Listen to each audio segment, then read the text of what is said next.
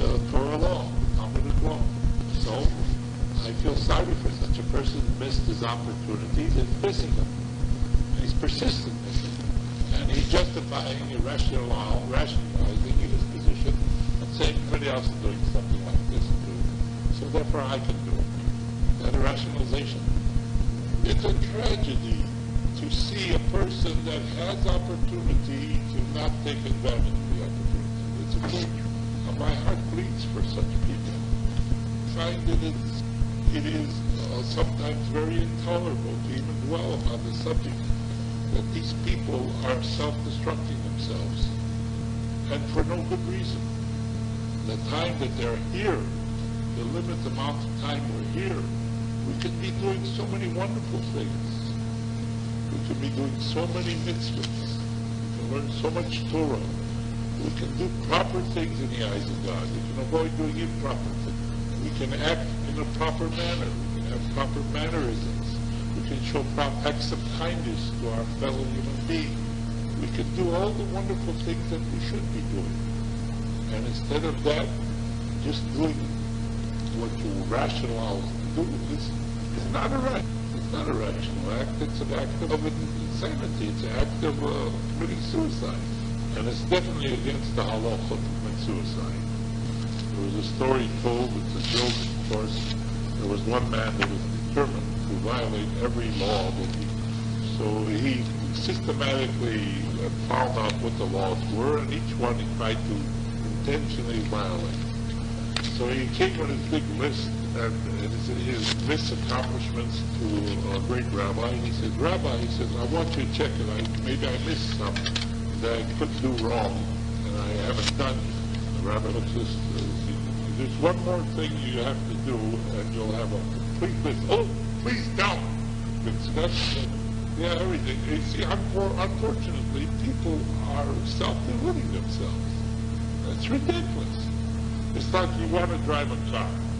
So you don't go niceties, get a driver's license, learn how to drive a car or anything. What do you do? You got money, you buy a car. And in the car, how do you start it? How do you stop it? No problem. Go and you go. So what's happening? Sooner or later, you hit something. I remember I'm a lawyer. I had a case like that. There was a lady that was unfortunately living with another man without the benefit of marriage. So her boyfriend was asleep. She took his keys in his car and she drove the car. She never drove a car in her life. So what happened? She hit a girl. What did she expect? She might have hit a human being. Thanks God she didn't kill anybody. Didn't kill herself, kill somebody else. So he comes to court. And the other person claimed his car was parked in the garage. And the attorney wanted another continuance after it was a final already. We had in chambers the judges, the two lawyers, and he says, I gotta have a continuance because I don't have an occurrence witness, one that saw the accident. I says, if that's all you need, I'll stipulate. If my client doesn't specify under oath that she drove the car and hit the garage, then you can have a continuance. That's the only thing that's stopping you. He says, okay. You go there. She testifies. I asked her a question. I said, the whole defendant, I said, he was off. Because he didn't, what did you do? I took those keys. What did you do? I drove his car. I hit the garage. She said, I looked in the garage. What did you see? It was an empty garage. So she didn't hit anything. I won the case. So there, again, if you drive without proper preparation, in this case, your life and your life in the world to come is at stake. Is that something to take chances with? You want to take a chance against not going to heaven? Would you prefer to go to the other kind of an option that you want to choose? If you should do that. There was a joke there of Benny, there was a gangsters in your money or your life in cheap state. So he didn't answer for a moment. He says, well, same thing. Your life, it's over. And you make your, then when you get old, a lot of people doing improper things. So this is my lifestyle. I do it for the person miss an opportunity. It's one of the great sacred was the guy compared it to a case where a person was in a place where there were, you can create a good angel according to some Yudama prepared to be. It's important that a Jew total life was ever considered your job. Just as Bob was the mother, God forbid, even greater if he has direction in his life. It's just like when you want to go from, you just drive someplace else and that's not a proper way of doing it. Thanks God has set out the course of action that we have right here with the Gemara, the Talmudic law tells us exactly what we're supposed to do. All we have to do is do it. We have to learn it so we know we have to do it, and then do it properly. We don't have to be crazy and be our own worst enemies. We can make ourselves righteous people in the highest form of the word. We can make ourselves a source of joy to God, to our fellow human being, to everybody. We can become a great righteous people. We are Am Kodesh, a holy nation. We are a very special people in the eyes of God because we accept upon ourselves responsibility to serve God, to do His commandments. So there's no reason in the world that we should settle for anything less than the best. In view of the fact that the Chazal tells us in many places, I've learned this many times, if you constantly strive to do the right thing in the eyes of God, even if many times you don't do the right thing, the mere fact that you want to do the right thing, and if you're boxed out of doing the right thing, some reason beyond your control, God gives you credit as though you did it all. So you don't have to be the greatest genius in the world. You want it to be. You don't have to be the greatest tzaddik in the world, but you want it to be. And you did everything in your power to become. You get credit as though you didn't. Well, that's fair. Very fair indeed. God's going to pay you even if you didn't do it. I think that's a very wonderful arrangement. Salary and bonuses and more bonuses on top of all that. This world to come. Very generous. Absolutely. No question about it. No more question about it. The Gemara talks about, in the earlier generations, perhaps they couldn't understand it. But we have a Gemara that says that God gives you an instant recall in the entire life after 120 years. Now you know it right away. This is a common knowledge to you, of course. You've got to have instant replay. Yeah, that's not. See, when you learn the Gemara, which came from God, of course, knows all these things are going to be. So he's telling you that at that time you'd say, how could this possibly be? Today you wouldn't even question it. Of course. I understand that. That's within my experience. This is the thing.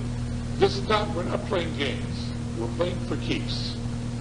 And if we're playing for keeps, we got to act like we're playing for keeps. Nobody's going to go and push you into heaven if you don't want to go. You prefer to go to the other place? Never. That is not the place. We have a medrash that says that the Pharaoh Melech Mitzrayim stands at the gates of hell, and he says to every person that's going there, he says, why didn't you profit from my example? What's the whole Mishigat? A person has to be his own worst enemy. We decry it. We say it's terrible when a person is on drugs, or he drinks himself early grave by alcoholic liquor. We say it's a terrible thing. It's not a horrible thing for a person to lose all the opportunities that God gives us. He gives us so many, it's unbelievable. Kananahora. Any place you turn, there's things that could be done that are done better. Tikkunim, making things better. That should be our challenge. That should be our activity. We should be wonderful people. We should be wonderful Jews. We should do mitzvahs. I know, Harvey, you go to these hospitals and you cheer up these little children, and you want to do it all the time. There's no problem with you there. Nobody has to drag you out of the house. You must go. No. You drag yourself. You're self-motivated. It's the same thing with all the other mitzvahs. That's not the only mitzvah in the world. Everyone, you've got to be self-motivated. You've got to understand this is the time This is the opportunity. If not now, when? And unfortunately, by the time people get around to doing it, you've lost the opportunity. So what's the big deal? You want to do something, you can't move. You know, emphasis gate doesn't work the way it used to. When you're a younger man, you can work 20 hours a day, no problem. You get 2 hours of sleep, work another 20 hours, no problem. Today, you sleep 20 hours, you're lucky if you can work 4 hours a day. You've got a problem. And the 4 hours, you got to take a break from time to time. It's hard to get out of bed, and it's hard to walk, and it's dusting, and this doesn't work. Then you got to go to a doctor, and the doctor will finally say to you, listen, you're getting older, what do you expect? And they say, you get all this. So you have to go through all this trauma and all this mishigas. Get the message. Well, you can still do something about it. Baruch Hashem, the Rabbi Shalom is the Rabbi Shalom. Rabbi Shalom is prepared to go and accept us even in our horrible record up to this point. Okay? Let bygones be bygones. From now on, do it. But don't go around dragging your heels. Now that you got the message, act on it. It should not be necessary for me to call any of you to come to show any day of the week. Not one iota. The proof of the pudding is, unless, God forbid, I'm lying flat on my bed, or I'm out of the city, I'm in shul here every single night, or I can't make it for some reason. More times than not, I'm in the shul. I'm not saying something that's true, that's not true. There's people that could say, oh, Rabbi Friedlander, you're exaggerating. That's all. But I don't take any credit for it. That's what I'm supposed to be doing. If I teach you Torah, I'm supposed to be doing that. That guy learned the entire Torah.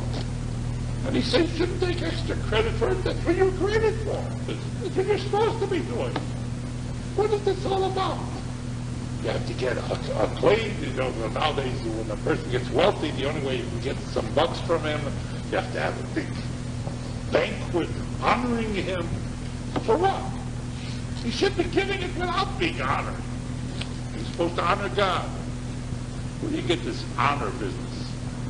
If a person has a lot of wealth, he has a tremendous responsibility. If he utilizes that wealth not for a proper purpose, he is flunking his exam with God. And most people I know that've got a lot of wealth are flunking miserably. I don't envy their latter end. So therefore, whatever happens to us, we have to keep clarity in our understanding. You must serve God with your thoughts, with your speech, with your action. And it's got to be a complete service on your own. Let's learn a little Gemara. Gentlemen, we're on Gimel Amud Beis, 4 lines from the bottom. On Gimel Amud Beis, the Kesuvas. You see that Gimel Amud Beis. Gimel on the second side. You remember we discussed, yesterday I told you I would cover it this week too. Does that answer your question?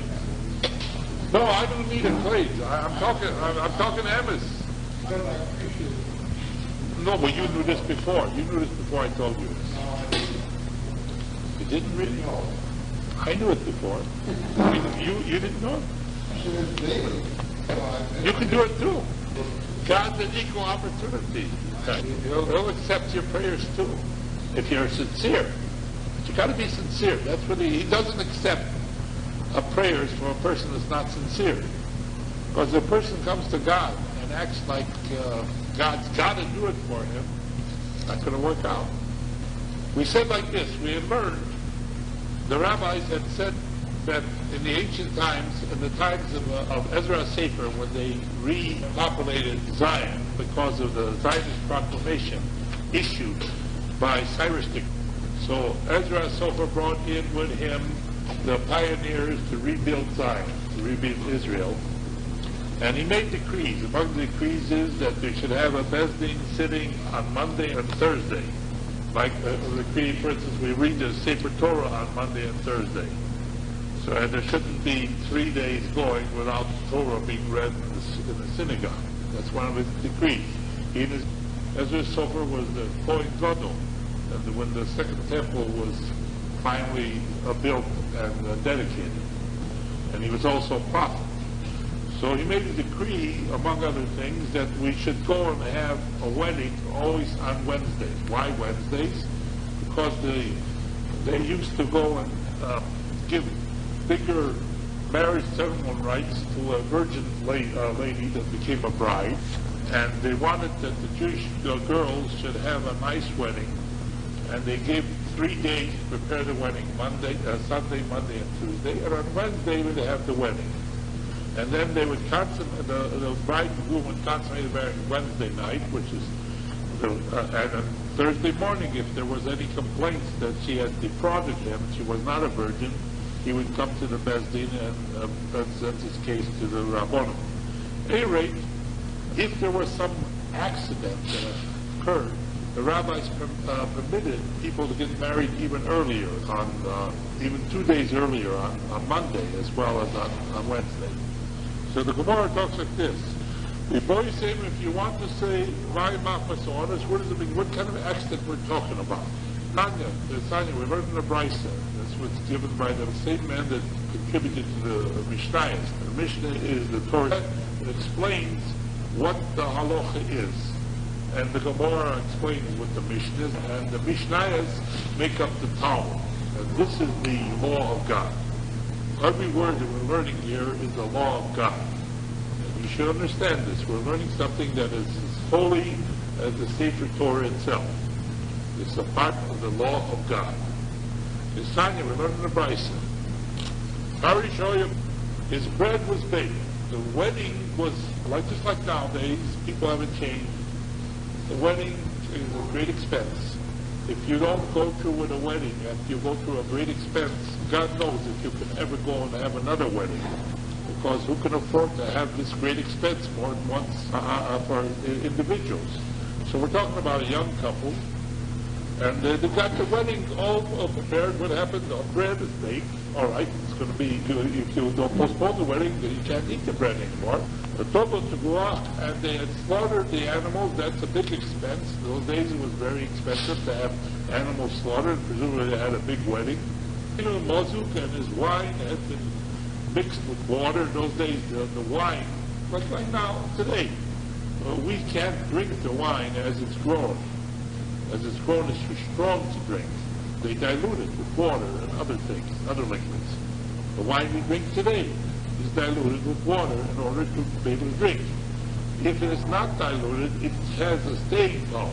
But once it's diluted, it has to be drunk within a very short time, otherwise it loses taste as wine. The wine has been mixed up with water and everything. And then what happens? Unfortunately, this happens from time to time. The father of the groom has a heart attack. He dies right there at the chutalo, or the mother of the bride. That happens sometimes, unfortunately. They get so excited. And these are the prime movers of the wedding. The father of the cousin, he's supplying the money. The mother of the bride, preparing for and if they are gone, nobody's going to go and prepare the wedding. So we have a tremendous responsibility here. What are we as the Rabbanim supposed to do now?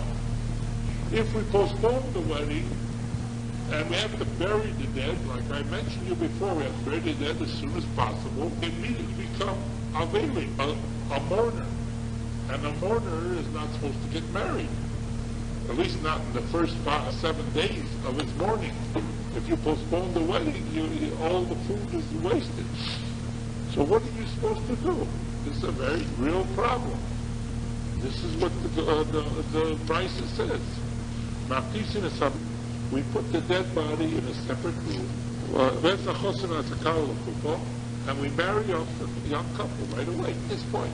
We got to have that done, because otherwise the wedding will never go through again. I know it sounds, who's got the heart for it, but we got to be practical about this. If you're not going to be practical about it, it's not going to happen. Who's going to prepare for that? Mitzvah, and he has the first section of the course with her in the privacy of his room. And then he separates from her. He doesn't live with her anymore sexually. Then we bury the dead person. Now what does happen? They first celebrate the 7 days of the wedding feast. Once the bride and groom have been married and the marriage is consummated, they are now considered like a Yom Tov, by them, a holiday. And in a holiday, you don't have public display of mourning. And then after that, you have the 7 days of a mourning, where they sit and mourn. So the first 7 days you celebrate the wedding feast, and they have from time to time they have shiva brochas again, shtoshas. New people come in and they sit down in a meal and they say the brochas over again, and that's for the whole week after the wedding. Yeah. What? Here's an halacha.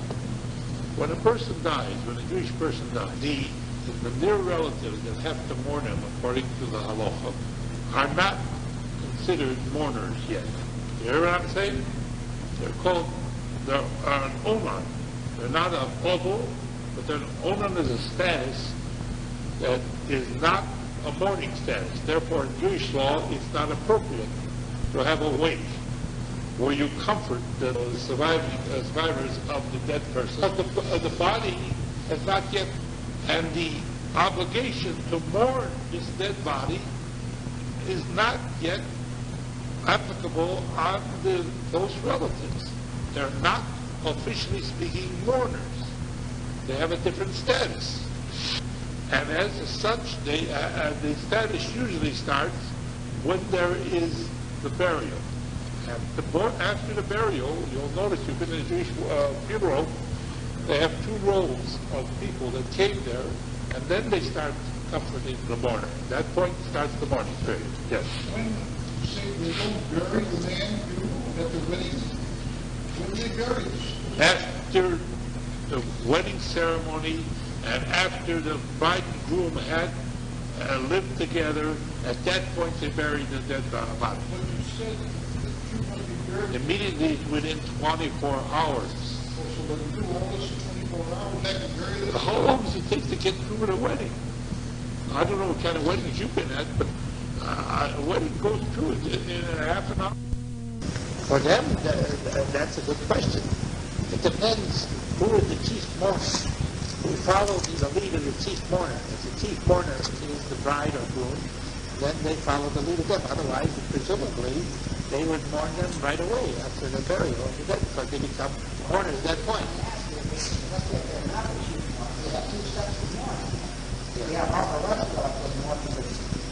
Yeah, it follows the lead of the chief mourner. Whatever the chief mourner does, that's what it follows. But during these 14 days, the bride and the groom don't live together sexually, because although there's no public display of mourning, there is private of not living together with your spouse. That is done on a day when you wouldn't have a public display. For instance, on Shabbos, a person in the first week after the wedding is a mourner.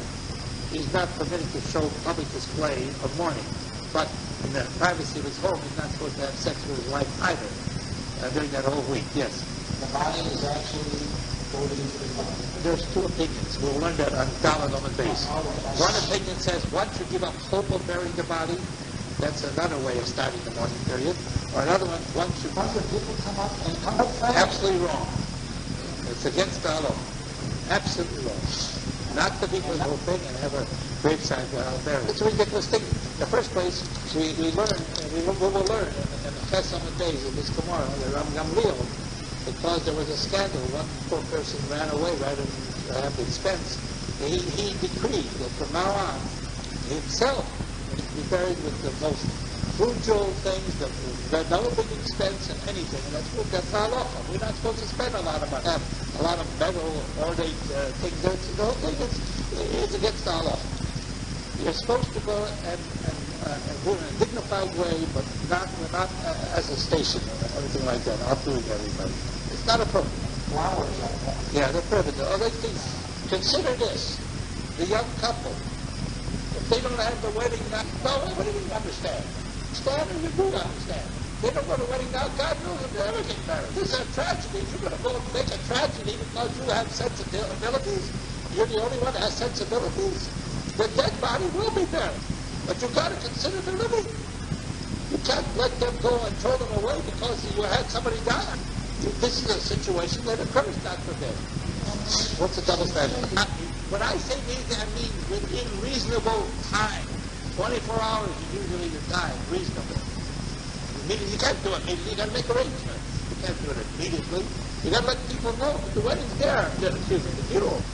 There's got to be enough time for them to get to the funeral. So it can't be done immediately. What I'm saying is a reasonable amount of time. 1 day or 2 days at the most. You get this all done. But that doesn't mean literally, is he dead? Put him in the ground. No, it doesn't mean that. No, well, no, excuse me, I don't mean to imply that that is the way to do it. In the first place, make sure you give a chance to get the body to get cold first. Whatever it is, okay. Right now, I get the floors now. That's good. I'm getting my break. Look at Rashi, gentlemen. Let's look at Rashi, a little part we learned. Where the Rashi blossoms out, like we learned in the Brisa, costs about 8 lines from the bottom on Rashi, on Gimel and base. You have it? Where it's broader. The Rashi is broader, the inner column. You have it, gentlemen? Like we learned in the Brisa.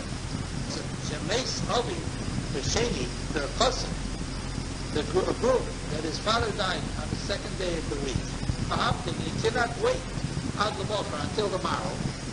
Because he's dead. You've got to go arrange for we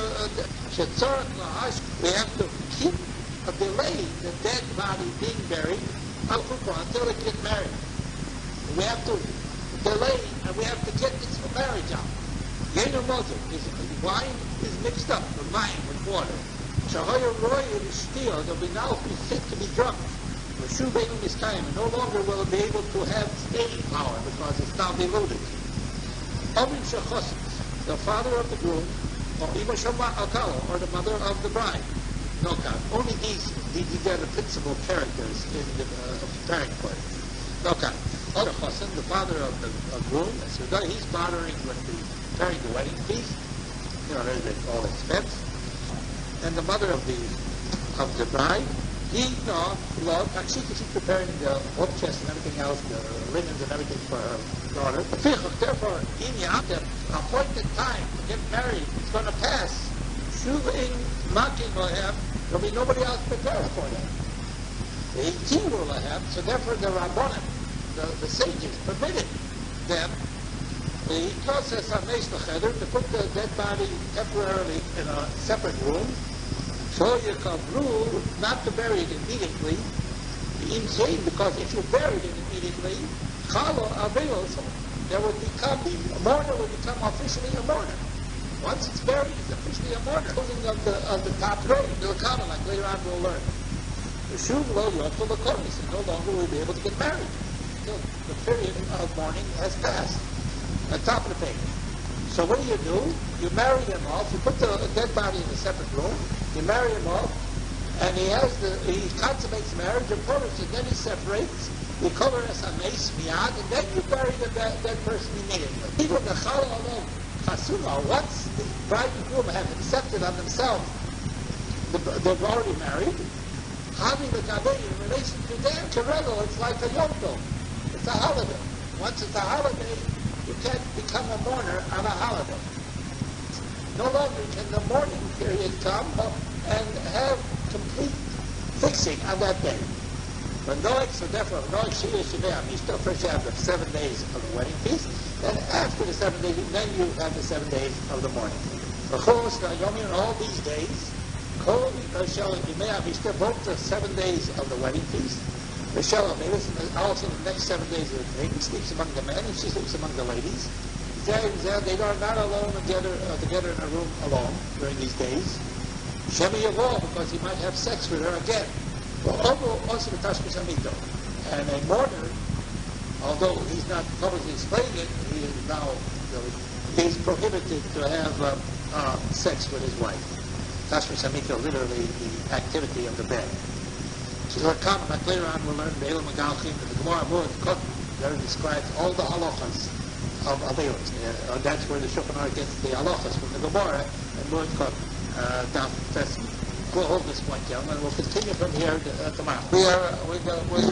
Today, we don't have all our Talmudim with us. We're going to learn something, chain of phase, Mesichtas Avos Rebbe Nosson. Mesichtas Avos Rebbe Nosson consists of tractate to the Islam. The Pirkei Avos consists of five Mishnahs, five chapters of Mishnayos, and one chapter of Brises. This particular Mesichta has 41 chapters. And it also discusses attitudes and ethics, Torah ethics and narrative. So it starts out very briefly on the first chapter. Moshe and his Kaddish, Moshe became sanctified in the cloud, Sinai, received the Torah from Sinai. In Emar, Sinai, there rested the honor of God upon Mount Sinai for Moshe to purify him. I believe these were after the 10 Commandments were given, according to Rabbi Yosef. I believe the cloud covered Moshe for 6 days. With the Ksiv, it's written, Vayikra el Moshe vayom hashvi, and then God called to Moshe on the 7th day, Nitochanon from the midst of the cloud. Kolek Lot covering the Moshe, to give honor to Moshe. Through Moshe is coming the Torah to the Jewish people. Amar Rabbi Nosson says, here's where you have your Rabbi Nosson. August Rabbi Nosson, right here, there's Rabbi Nosson is disagreeing with Yosef Levi, and he says, what's the reason that Moshe Rabbeinu was withheld for 6 days, and there was no word of God talking to him for 6 days? In order that he be emptied of all traces of food and drink, of veil that wasn't in his intestines.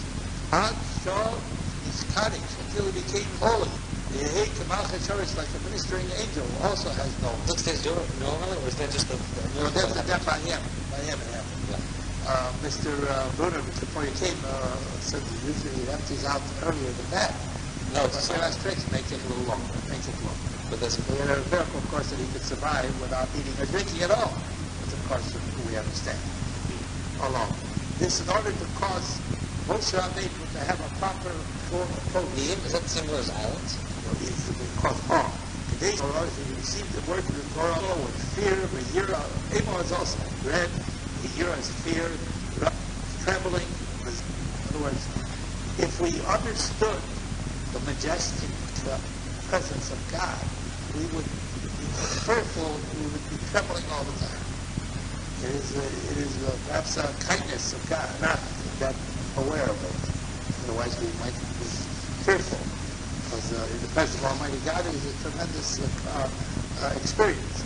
Shenemar Yira, you must serve God. Tzilim, the 2nd chapter. You serve God with fear, with awe, and joy, also fear and trepidation, because this is something that you are dealing with Almighty God. You have to be very careful how you serve God. Your attitude must be right. Last year there was talked about an incident that occurred to Ira of a face. One was the Rabbi, one was a student. Both of them were sitting and learning Torah. Like Baruch Hashem, Rabbi Yossi or the Derech Eretz. Rabbi Yossi went to go to a job to try to make a living. So that was Derech Eretz here, the way of the world. No, it doesn't mean that. He's going to make a living. so houses.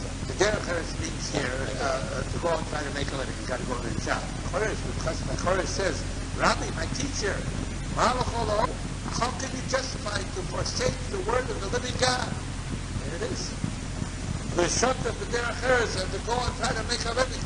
Rabbi, even though you're my Rabbi, my teacher, I'm your student. It's not forsake the word of the living, just the Derech Eretz and just to go and make a living. You get it? These words you don't hear very often, gentlemen. You hear it the other way around. You're in the palace of the king. And there we got it right. What is important, what is true, that is the service of God. That is important. That's good. All these other things, now, I've been talking to you like that a long time. I want you to know where I get my information from. This is one of the sources. It says it right here. I'm not making it up for a crew. They said, as long as these two were sitting and learning Torah, they were arguing with each just fighting with each other like we do, like jealousy. I know that protect me. We argue. I never stand on ceremony. Yeah, I told you a lot of times I disagree with Chazal. I said this cannot be. I argue with Rashi sometimes from time to time. Doesn't mean Cholila, God forbid, that I postulate the greater than Rashi. God forbid that it doesn't come to my mind. We're trying to seek the emes of the Torah. And when we're looking for the emes, we're not standing on ceremony. We don't look about who is greater, who is smaller, but we're trying to find out what is the truth of the revelation of Torah. And there we set aside all that, and we fight as though it was really a death struggle. But God forbid, it's not a death struggle. It's a struggle for life. But one day separated, and they had these arguments.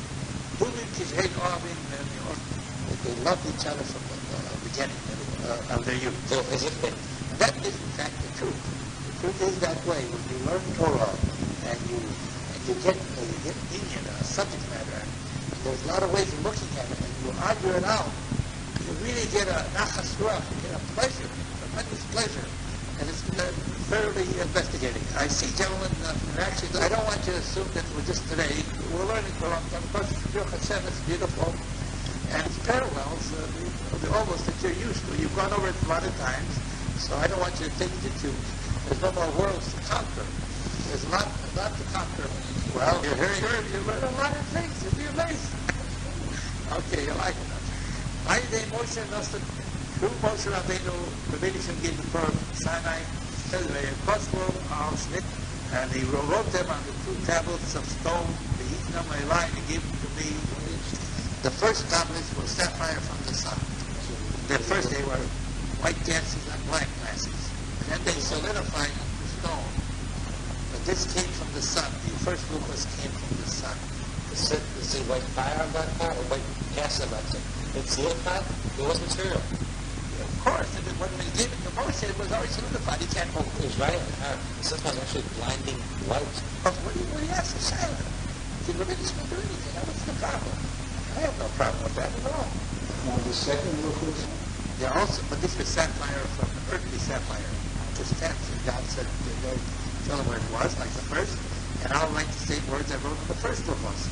And the chips were very valuable. I heard that no matter which way you turn around, that the writing is still facing you. There was both miracles, yes. Both of them? On the first one, certainly. The first one was miracle on miracle. Many things. Sodom, you can see this. The Sodom has nothing to hold it. And you can see it all the way around the website.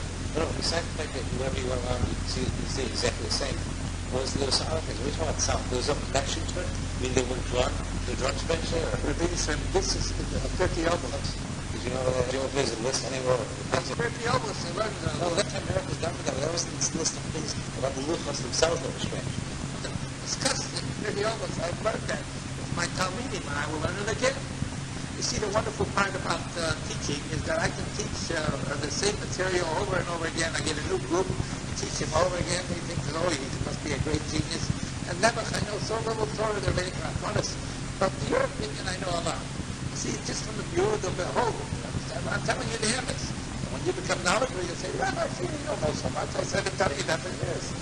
You won't believe me.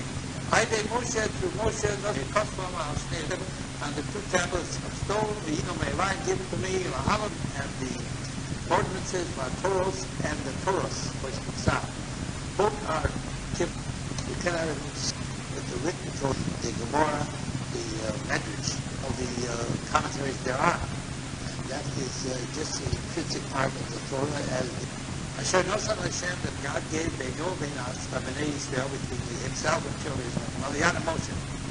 The last pasuk has this pasuk, and here is a proof positive that the Rapha was given, because there were 2 Torahs that were given, not just one. And nobody should make that mistake and assume it's just one. Boom.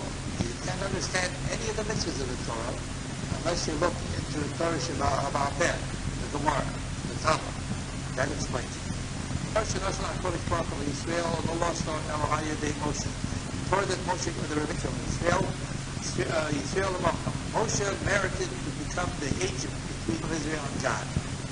Moshe also has Moshe made the ram that was Shemen and the oil that was used for anointing Was that the same? There was a special one that goes all the way down to the Hashmonah. Here we have commentaries on the Parshat Tzav. These are the Sichus Arya pieces. This was dedicated to the tabernacle and the Lavon. All of this exists for the future to come. It will exist forever. Sure, I was giving this explanation. You see, these great authorities here is tremendous. More Shemei Malui, the 7 days of when they became anointed to the priesthood. El Malui would be the thing. The first 7 days, Moshe Rabbeinu acted as a Kohen Gadol, teaching his brother and his children how to do the avodah. And then later on, he took over after that. There are opinions about that. So Milui is the dedication process. Moli means to pick up, fill up, Prime the Doli, from this oil that Moshe prepared, they would the Dolim Malachim and the kings of Israel. Eliezer son of Korah. Eliezer was the second Kohen Gadol after his father passed away. Eliezer became the Kohen Gadol. Eliezer ben Aaron HaKohen. He burnt the Ari Madoros. From them, the people are Tommy Mace become pure for a generation. Must be the red heifer. The Eliezer says, Gedolah, great is this thing that we do for all generations. Aaron, his son, became sanctified with this oil of Aaron is one of the sanctified Kohen. You sanctify him to be Kohen. Yeshua, you find out, it has parallelism to the Pirkei Avos. Yeshua received it in the Torah from Moshe. So Allah, you must give from Mordechai, all the congregation of children of Israel will listen. And the elders received the Torah because he was the best student of Moshe. The Jewish law. The Jewish law, Talmudic law. So, I feel sorry for such a person who missed his opportunities and missing them. And he's persistent. And he's justifying, rationalizing his position and saying everybody else is doing something like this too. So therefore I can do it. That a rationalization. It's a tragedy to see a person that has opportunity to not take advantage of the opportunity. It's a great tragedy. And my heart bleeds for such people. I find that it is sometimes very intolerable to even dwell upon the subject that these people are self-destructing themselves, and for no good reason. In the time that they're here, the limited amount of time we're here, we can be doing so many wonderful things. We can be doing so many mitzvahs. We can learn so much Torah. We can do proper things in the eyes of God. We can avoid doing improper. We can act in a proper manner. We can have proper mannerisms. We can show acts of kindness to our fellow human being. We can do all the wonderful things that we should be doing. And instead of that, just doing what you rationalize to do, it's not a rational act. It's not a rational act. It's an act of insanity. It's an act of committing suicide. And it's definitely against the halacha to commit suicide. There was a story told, it's a joke, of course. There was one man that was determined to violate every law that he could in Torah. So he systematically found out what the laws were, and each one he tried to intentionally violate. So he came with his big list and his missed accomplishments to a great rabbi, and he says, Rabbi, he says, I want you to check it. Maybe I missed something that I couldn't do wrong, and I haven't done it. The rabbi looks at a very full list. There's one more thing you have to do, and you'll have a complete list. Oh, please count. He says, it's against the Torah law. Then you have a complete list. Yeah, everything. Unfortunately, people are self-deluding themselves. That's ridiculous. It's like you want to drive a car. So you don't go niceties, get a driver's license, learn how to drive a car or anything. What do you need all that? You got money, you buy a car, you get in the car, how do you start it? How do you stop it? No problem. Go and you go. So what's happening? If sooner or later you hit something. I remember I had a case like that. There was a lady that was unfortunately living with another man without the benefit of marriage. So her boyfriend was asleep. She took his keys to his car and she drove the car. She never drove a car in her life before. So what happened? She hit a garage. So what did she expect? She might have hit a human being. Thanks God she didn't kill anybody. Didn't kill herself, kill somebody else. So they come to court. And the other person claimed his car was parked in the garage. And she had wrecked the car, and now they were suing her in the court. I was defending the boyfriend and her in court. The attorney wanted another continuance after it was a final already. We had in chambers the judges, the two lawyers, and he says, I got to have a continuance because I don't have an occurrence witness, one that saw the accident. I said, if that's all you need, I'll stipulate. If my client doesn't specify under oath that she drove the car and hit the garage, then you can have a continuance. That's the only thing that's stopping you from it. He says, okay. All right. So you go there. She testifies. I asked her a question. I said, did your co-defendant, did he give you permission to use his car? No. He was asleep. All right. That he was off because he didn't authorize it. Right? What did you do? I took those keys. What did you do? I drove his car. What did you do? I hit the garage. Under oath. I said, what did you do then? I got out of the car. What did you do then? She said, I looked in the garage. And what did you see? It was an empty garage. So she didn't hit anything. So I won the case. So there, again, if you drive without proper preparation, in this case, your life is at stake. And your life in the world to come is at stake. Is that something to take chances with? An option that you want to choose? You want to choose, should I do this, should I do that? There was a joke there about Jack Benny. There was